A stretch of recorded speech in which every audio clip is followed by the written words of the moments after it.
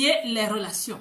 Je ne sais pas pour vous, mais moi je me souviens avoir vécu une relation très douloureuse alors que j'étais dans la diaspora avec une personne qui vivait au pays. Avez-vous l'impression d'avoir perdu des relations avec des amis, des personnes que vous aimiez bien qui sont restées au pays? Alors on va en parler. Vous vivez ce malaise parce que ces relations se sont refroidies, elles sont distantes, certaines sont même gelées. Vous en voulez à ces personnes et vice-versa. Ma belle, je vais te conforter et te réconforter en te disant que c'est normal, tu n'as pas tort, parce que la vie est dynamique. Pendant que ces personnes vivent leur vie au pays, tu vis la tienne. Pendant que ces personnes évoluent, tu évolues également. Ces personnes tissent des relations, créent des expériences que toi, tu ne vis pas.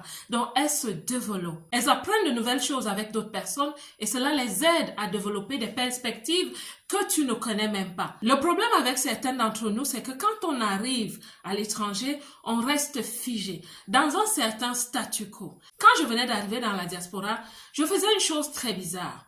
Quand je faisais des soldes, je me préparais une valise et cette valise était destinée pour les vacances. Donc j'achetais des vêtements, je les mettais dans cette valise. C'était pour moi comme un rituel, une routine que j'entretenais. Quand je voyais cette valise, j'étais contente. J'étais radieuse parce que je pensais à ce moment quand je serai au pays et que je porterai ces vêtements. Je me disais souvent, c'est là-bas que se trouve la vie. Énormément d'entre vous, vous le dites.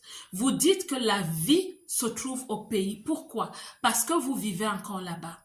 Vous vivez avec ces souvenirs, le soleil, la bouffe, la famille, les amis, ces souvenirs qui vous ont bercé pendant de longues années dans vos vies. Mais vous êtes ailleurs. La vie se passe où vous êtes, dans le pays qui vous accueille. Atterrissez, corps, esprit et âme. Osez atterrir.